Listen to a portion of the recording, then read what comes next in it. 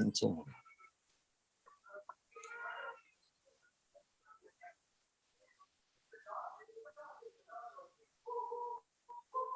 उस साथ देता वो स्क्रू लगा हुआ था, ये जो है कील ऊपर नहीं है उसको आगे हो गया, तो हमने कहा कि देखो इसको जरा सा कस दो, नहीं अभी रहने दीजिए। फिर तो इनको कहा और ज्यादा जैसे खेलती हैं बच्चों की तरह, और अम्मा हम सब लोग कहते हैं हमारी अम्मा ये कर देती है, हमारी अम्मा ये कर देती है। अब तुम्हारी अम्मा क्या करेगी, मशीन नहीं, ये मशीन आई है इसको चलाना, मैं वो पढ़ूं जो इंस्ट्रक्शन, तो फिर मैं करूं, वो भेज दिया सारी ने। इधर एक मजलिस नहीं आ रही है क्या? नहीं पता नहीं गायब हो गई। आप कुछ किसी और को करने लगे? नहीं नहीं उन्हीं को तलाश कर रहा हूँ यार, मेरे तो मार तो हो नहीं इसका, वो गायब हो गई, सो तो आ रही थी ना। अब इस वक्त नहीं हुई,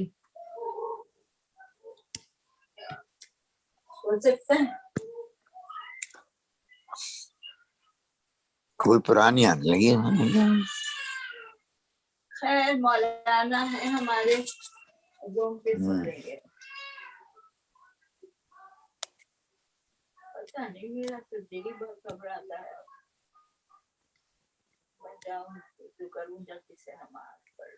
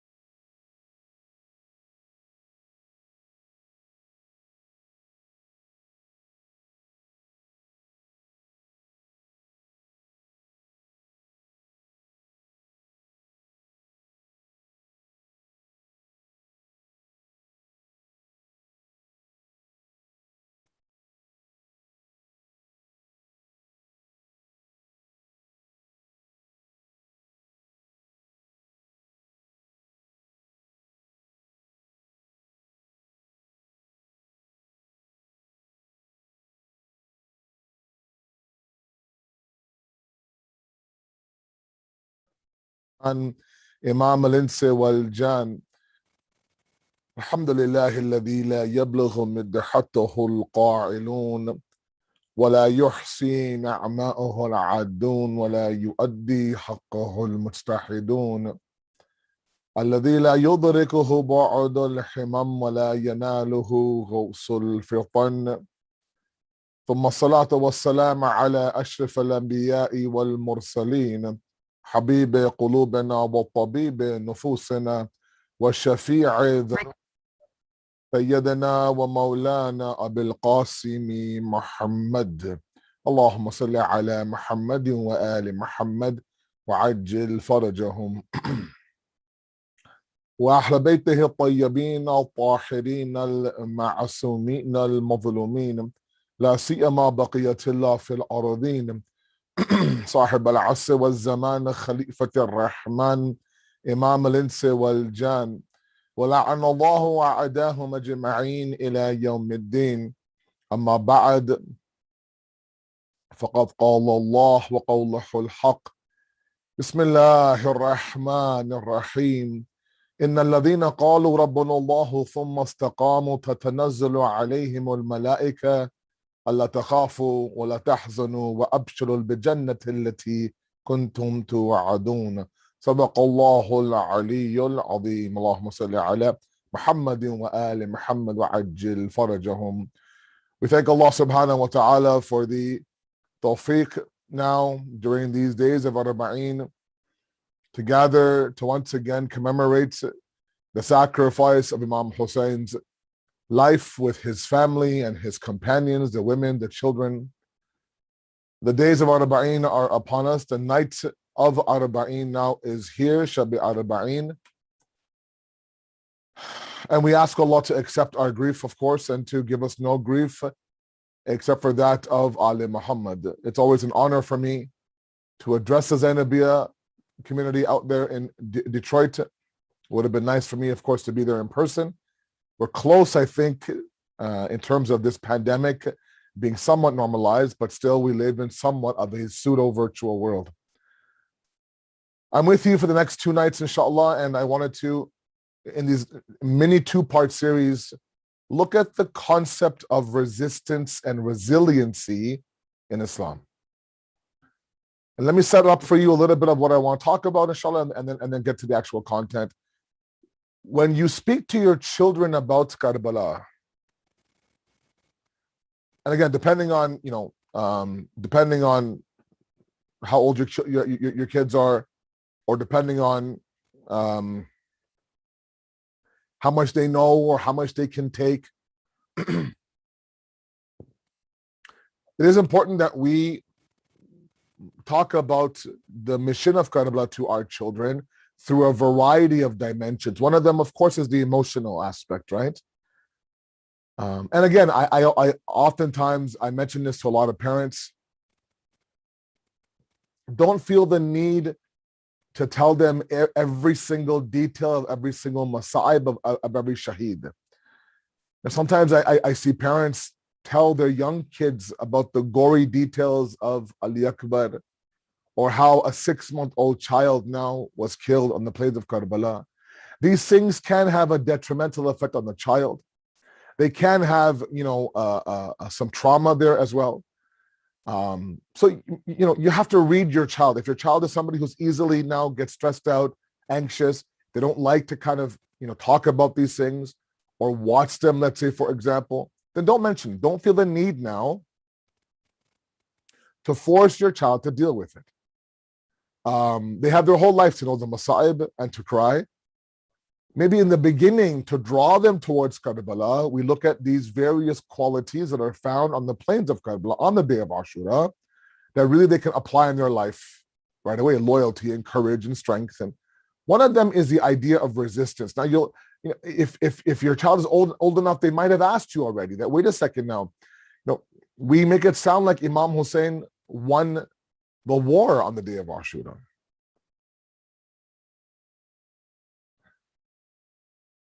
But he hasn't.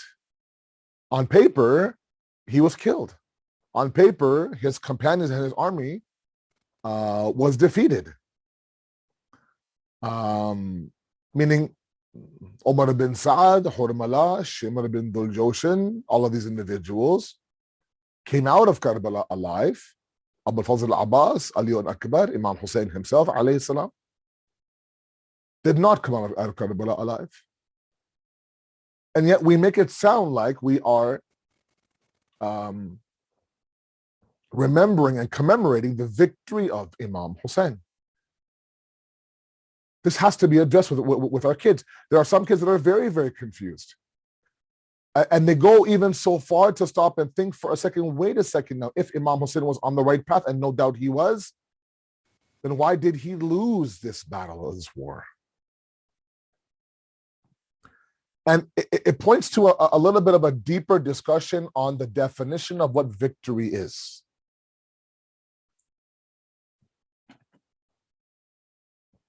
And sometimes victory is not defined by how you live, nor is it only defined, let's say, for example, on what you own. No.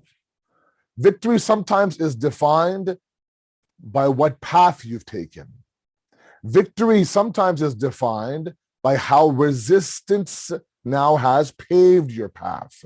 And I'll go through a couple of verses together with all of you to really bring the point home.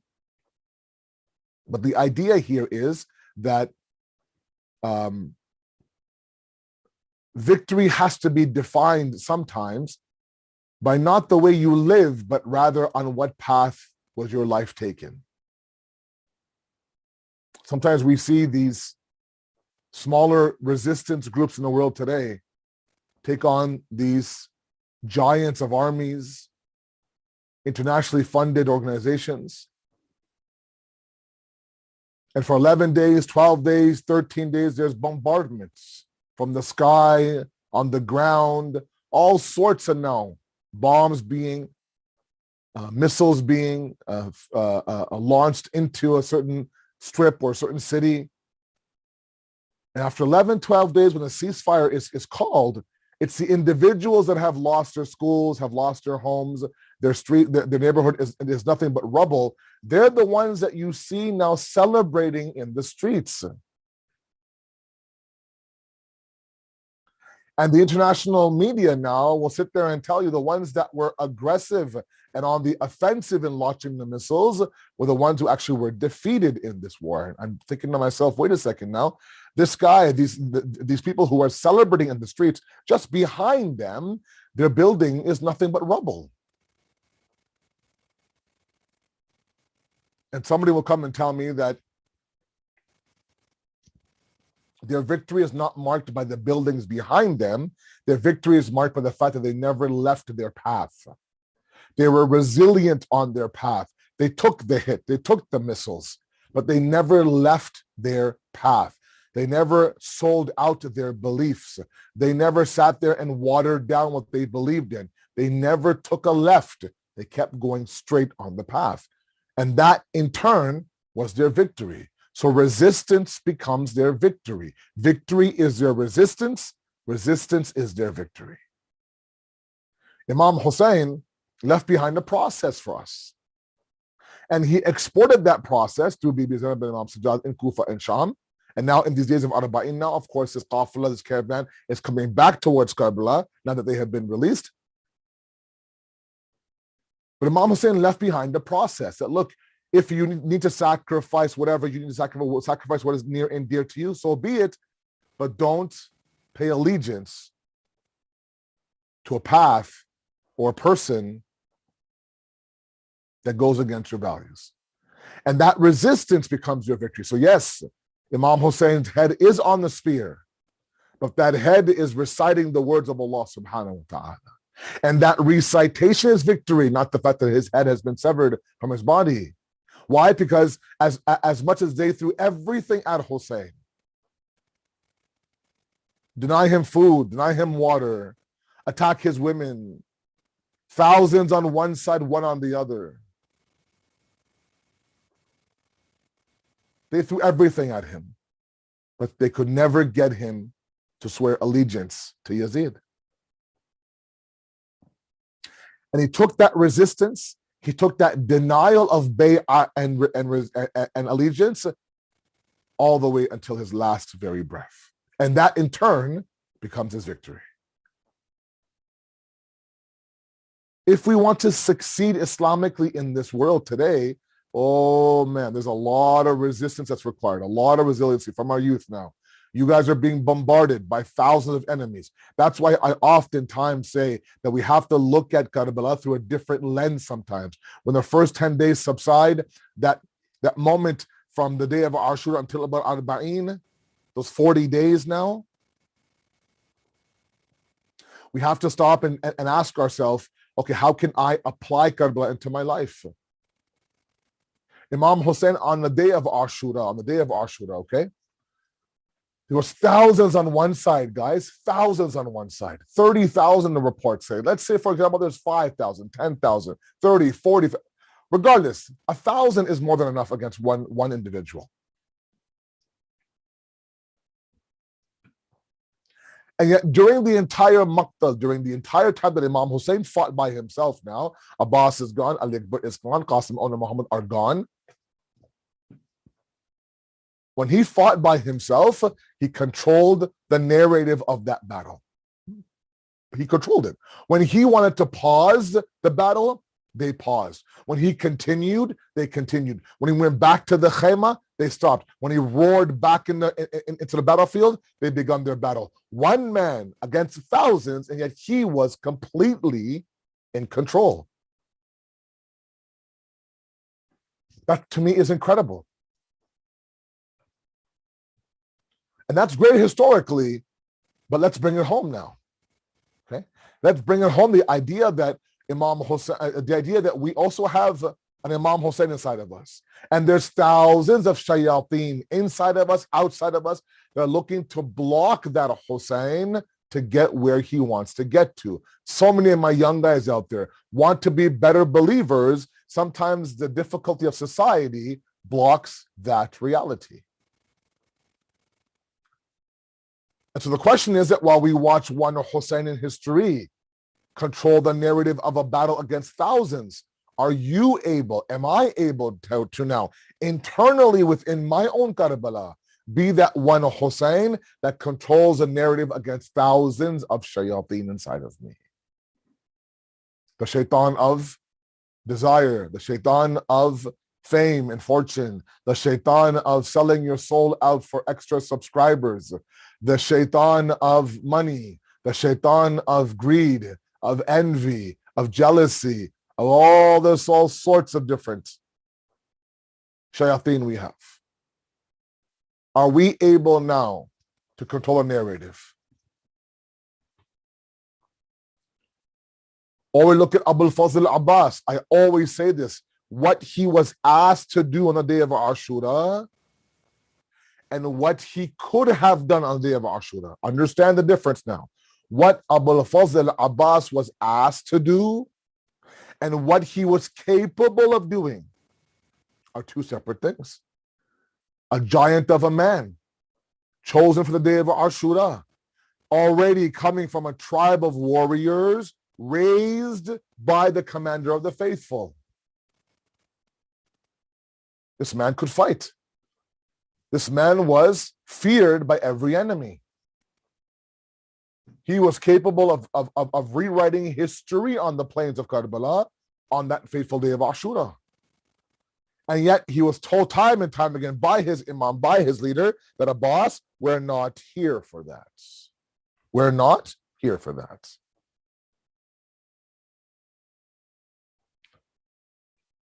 And so he put aside what he could do and he submitted to the will of the wali of his time, the hujjat of his time, being Imam Hussain. A lot of things we can today, we're able to do.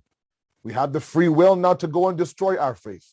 We have the free will not to gamble and drink and get high. We have the free will to womanize. We have the free will now to be very extra comfortable with non-mahram boys, let's say, for example. I can wear what I want to wear. I can listen to what I want to listen to. I can watch whatever I want to watch nowadays online. I have all that capability. I'm able to do all those things. But in the name of Abul Fazl Abbas, am I able now to differentiate between what I am asked to do and what I am able to do? All in the name of, if Abbas could submit to the hujjat of his time, being Imam Hussain, where is my submission to my hujjat being Imam Mahdi? This is how Karbala now becomes attainable. Guys, the path of salvation hereafter does not travel through admiration. It travels through emulation. The path of salvation for the hereafter, let me say it one more time. The path of salvation for the hereafter does not travel through admiration. It travels through emulation. Enemies admired them. Non-Muslims admired them. Their own family admired them. Admiration is great, but it only goes so far. What is required from you and I when it comes to Karbala is not admiration, it's emulation. It's to imitate, to do what Imam Hussain did. If you look at some of the youth right now on the day of Ashura, back then on the day of Ashura, all these youth knew exactly what they were doing. They weren't over-emotional, super sensitive, illogical human beings. No, they knew exactly. They were very calculated. They knew exactly what they were doing. And all of that to resist, the josh of Jalani, the emotions that are attached to being a young person, to resist the idea of now him knowing that I am as strong, if not stronger, than most of the fighters against me, Hazrat Abbas, and still fighting that. Imam Hussain, now to control the enemies the way he did, all of that is their resistance, and resistance equals victory. The more you resist, the more successful you are. If that means you resist the whisperings of shaitan for 1 second, that 1 second is your victory. If that means for many, many years now, you have done your best now to ward off, to reject, to resist, to be resilient against the waswasa of shaitan for decades now, all of that are your stories of success. Let's redefine victory. Let's redefine the way that we measure success. Success is not always in what you are doing. Success sometimes is what you are not doing as well. Success is not always measured by hayat and life. Sometimes it's on what path you have given your life for. The more you resist shaitan and the enemy of today, the more victorious you are. So I want to speak about resiliency these next 2 nights. I want to speak about resistance.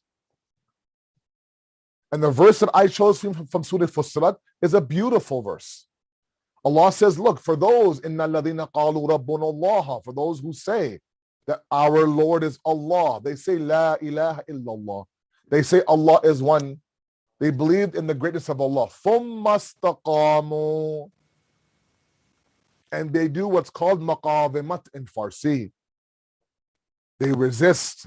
They don't bend. They don't apologize. They don't weaken. They don't shape their iman with the norms of today. They don't sell their soul out to please a couple of people. They don't take their hijab off. They don't trim their beard. They don't change their names. No. There's no identity crisis inside of them. They're very firm and very certain in their belief. That's what ثُمَّ اسْتَقَامُوا means. So now the Quran says, it's not just claiming verbally that your Lord is Allah. You have to do istiqamat. The idea of now staying on the path. If you're able to do that, تَتَنَزَّلُ عَلَيْهِمُ الْمَلَائِكَةِ, angels will descend onto them, onto you essentially. And they will tell you, Allah takhafu, don't be afraid. وَلَا تَحْزَنُوا, don't grieve. وَأَبْشِرُوا بِجَنَّةِ الَّتِي كُنْتُمْ تُوعَدُونَ, and take the basharat, take the good news of heaven that's been promised to you.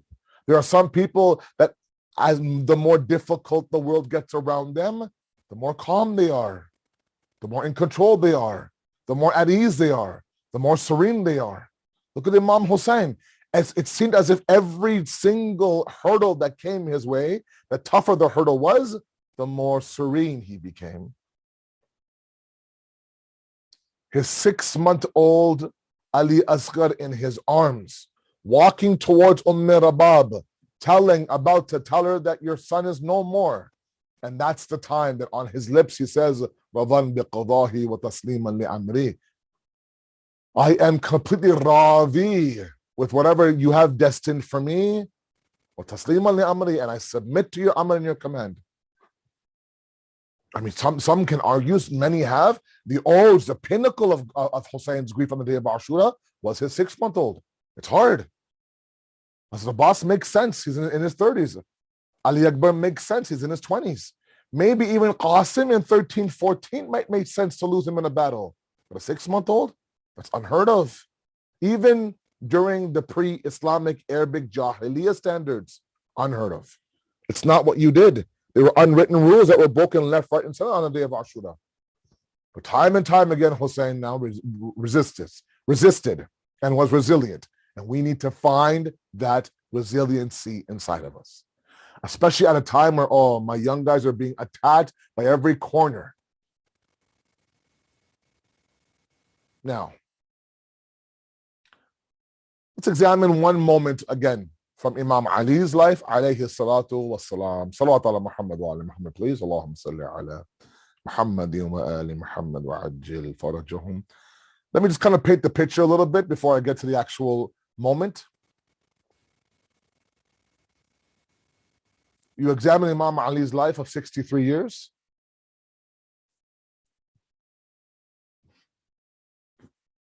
And you see that there were moments of success, moments of triumph for Imam Ali. All those wars during the Prophet's time, Zulfiqar was very busy in Badr and Uhud and Khaybar and Khandak, and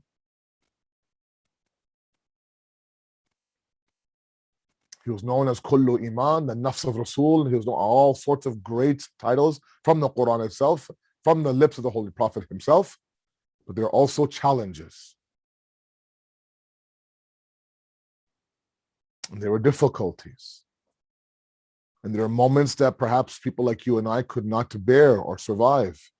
Imam Ali survived several of those moments.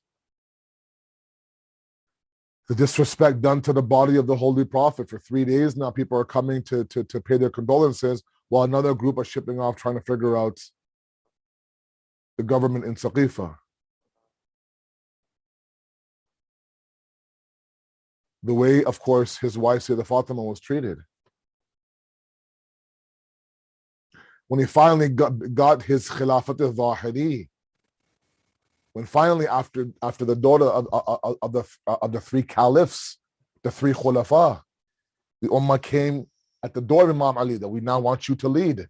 4.5 years he led, and in those 4.5 years there were 3 civil wars. Disrespecting Imam Ali, would not give a reply to his salam, would not treat his wife properly, watching as fadak was taken from her. Very difficult life.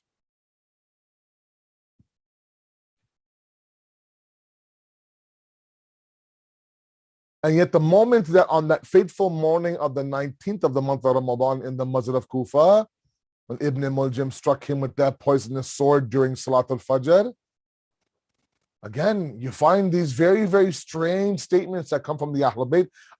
What I mean by strange is that people like me can't understand the wisdom behind it, because I, of course, am limited. He struck with this sword. The first thing that he announces is his success.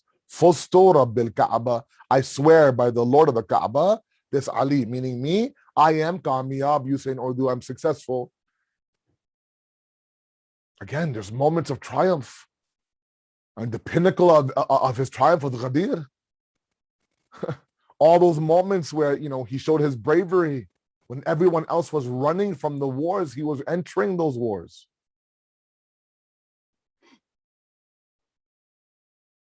And yet he chose that moment where he was struck with the sword to announce his victory. Why? Do you ever stop and wonder why this historical statement is made by Imam Ali? That's not usually a common time to announce your success. You were killed by a man who used to give you bay'at on Ghadir, by the way, behind you during Salat. And if you examine the reasoning behind it all, you'll stop and understand that the reason why he was announcing his success dates back to a conversation that Imam Ali had with the Holy Prophet during the war of Badr. Imam Ali is in his 20s now, during the war of Badr. And after the war of Badr, when there were some Muslims who were shaheed after Badr, Imam Ali is overhearing the Holy Prophet deliver a khutbah, a sermon to the families of the shuhada, talking about the greatness of a shaheed and a martyr inside of Islam. What they can expect in the hereafter, how they are beloved by Allah subhanahu wa ta'ala, how they are with Allah right now, and all of these great qualities, and how they are beloved and accepted by Allah, just to kind of get, to kind of soften the blow of the family that, look, your husband, your son, your brother did not give their life in vain.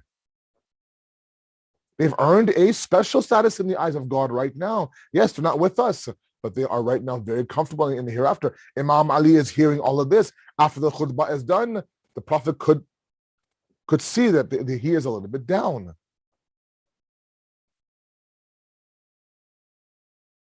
The Prophet asked Imam Ali, what is it?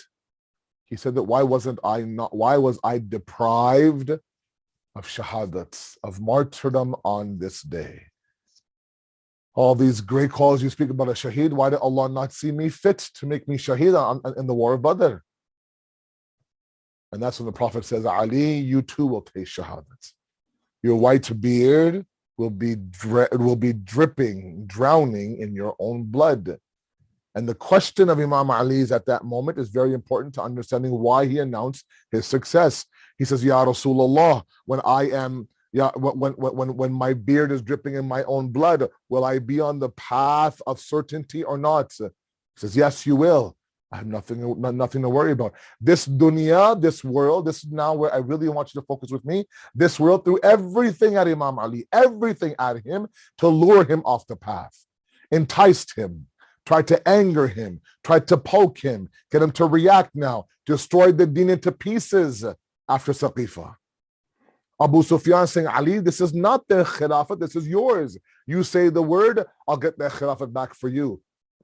I will fill the streets of Medina with blood, but you'll have your khilafat, your God-given right. Imam Ali, now for that moment now, someone like me would be enticed. If you're my enemy, Abu Sufyan, you and I can have one day of a truce, get my khilafat back, and you and I will go back to being staunch enemies. But not for a blink of an eye did Imam Ali even consider this ludicrous offer by Abu Sufyan.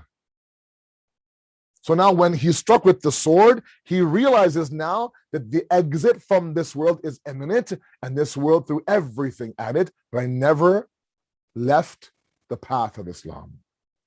I resisted every notion of my anger, of my compassion, of my patience. All of it was tested. In the end now, I was killed in the mihrab of Allah subhanahu wa ta'ala. Born in the Bayt of Allah, killed in the Masjid of Allah. And that was his success. And that's why he felt the need to announce his own kamiyabi and success.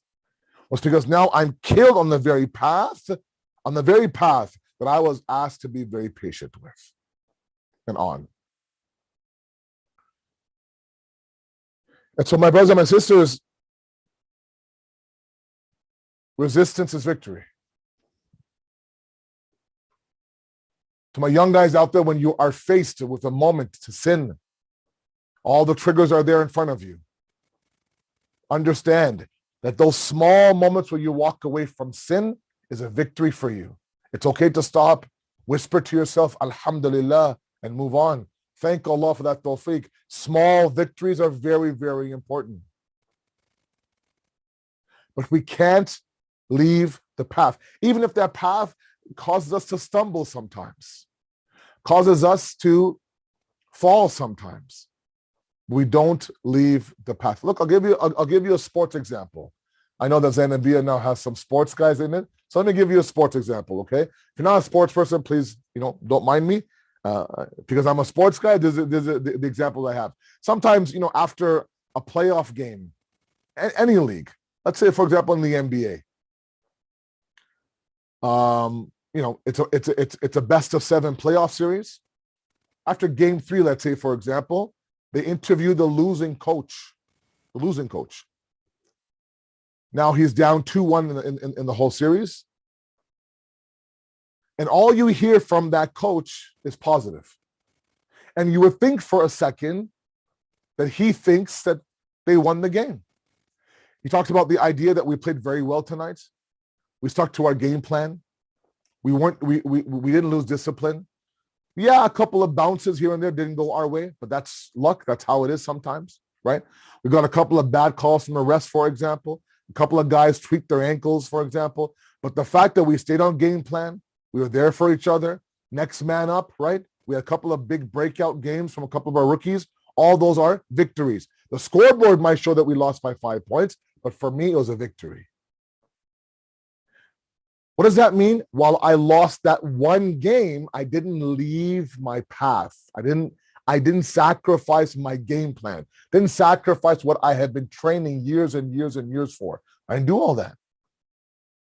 And not everything is wins and losses. Not everything is either you are ma'soom, infallible, or you're not. No, God says you're going to fall. You're going to trip. You're going to have a rough couple of days. Shaitan might get the best of you. But it's what we do after that God waits for. Do you pack it up? Do you say forget it? Do you forfeit the series? You say, you know what, I can't do this Islam thing? Or do you get back up for game number 4? You say, you know what, let's tie the series up. Let's make this right. But don't lose sight of our game plan. Don't change who you are. Be better, but don't leave the path. That resiliency we find is incredible. We are in the days of Safar. I've said this many times up and down this month wherever I have spoken. The month of Safar is a very difficult month for the Ahlul Bayt. It's this month that they have now entered Sham. They went through Kufa, now they have entered Sham in the opening days of the month of Safar. The Muqaddas and pure head of Imam Hussain has arrived in the presence of Yazid, and we all know very well how disrespectful he was towards that head. And as difficult as this month is, we look at the idea of the resiliency of Bibi Zainab. To me, it's incredible. She saw things on the plains of Karbala that hatta Imam Hussain didn't see. al-Masa'ib is a very difficult laqab that she has, a very difficult title that she has. Imam Hussain, for example, Imam Hussain never once saw one beheading, never once saw one shaheed's head being separated from his body. But Bibi Zainab did. After Asra Ashur, she saw that the enemy has now entered the tents and began to take off the heads of all the shuhada. Sorry. Imam Hussain never saw one body trampled. Never. But after Asr Ashur, Bibi Zainab saw them all trampled, including her own brother Imam Hussain. She took that gham, she took that trauma the day of Ashura, and she went into Kufa. Now, Kufa, sometimes we kind of mention it and we go straight to Sham. Do we understand that Kufa at one moment was a place of respect and reverence for Bibi Zainab? During her father's Imam Ali's Khilafat, the capital of his government for 4.5 years was Kufa. Bibi Zainab, when Imam Ali now, he would narrate that when I wanted to get a message out to the women of Kufa, or if they needed some education, let's say on some fiqh issues, I would send Zainab to go teach them, to go talk to them. She was somebody who was revered and respected. Alima ghayri mu'allima. This is an alima, Bibi Zainab, who was not formally taught in the hawza or by anybody else. So now the same Zainab is entering Kufa again now, but as a captive, tied up, in chains, shackled. How hard must that have been? For her to walk through the bazaar of Sham, then get to the courtyard of Yazid, and stand there in front of this man and 700 men, non-mahram men, mind you, of Kufa, and deliver this sermon, this khutbah, that made grown men whose hearts were black bury their faces in their hands on the spot, mind you. She wasn't told, oh, by the way, you're going to deliver a sermon in the courtyard of Yazid, have your points ready. No.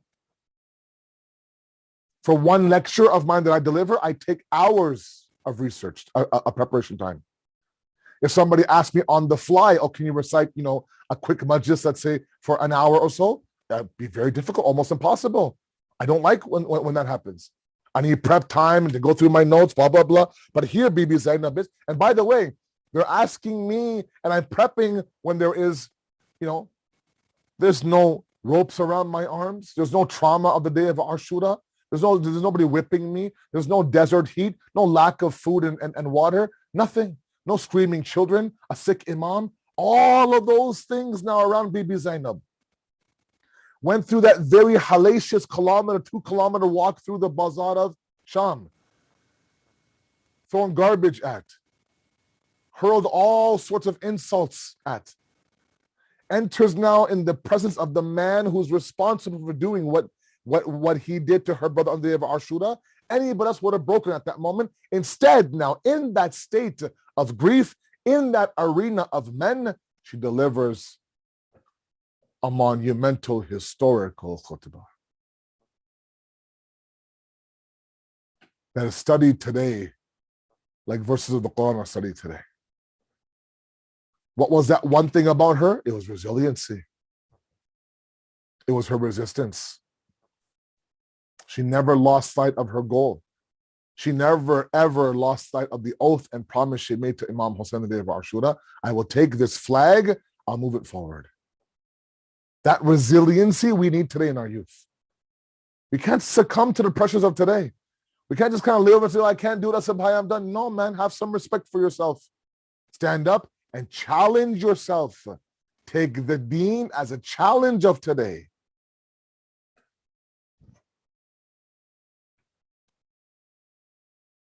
Inshallah, tomorrow we'll look at a couple of tools we need to build this inner spiritual resiliency. In the meantime, I ask you guys, don't simply settle for things that are norm. Because everyone is doing it doesn't mean you have to do it. I'm sorry.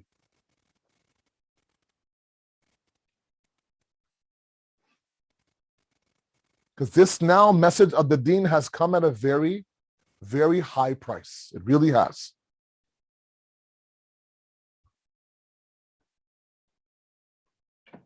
Imam Sajjad is inside the prison of Sham, and Yazid now comes to Imam Sajjad, says that I am letting you go. I'm giving you your freedom.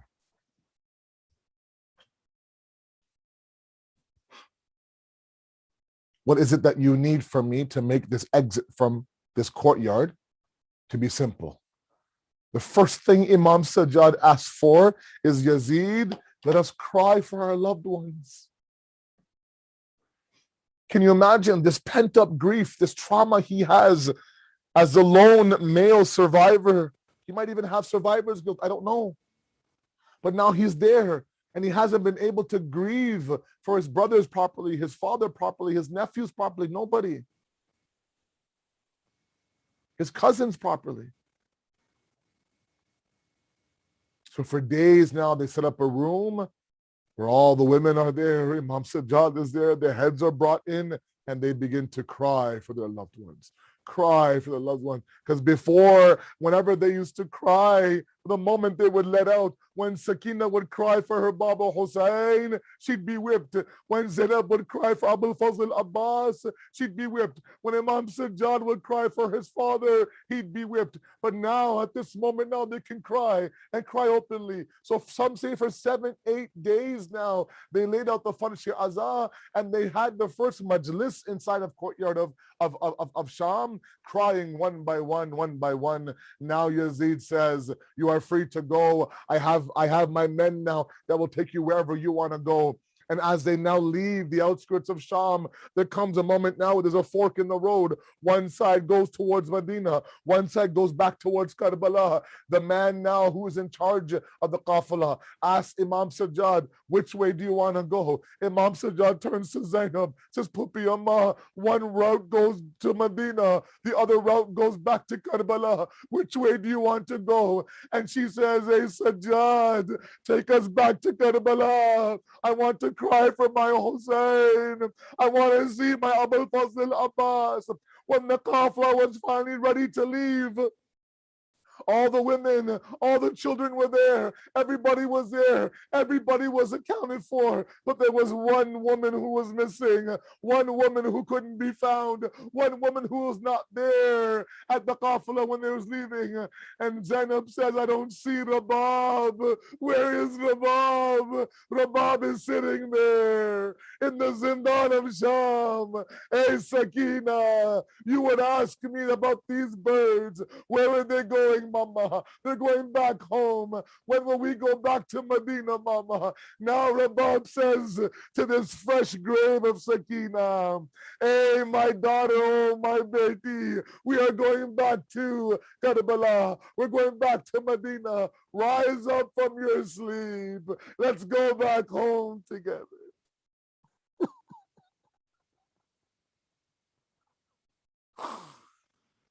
سيعلم الذين ظلموا أي منقلب ينقلبون إنا لله وإنا إليه راجعون.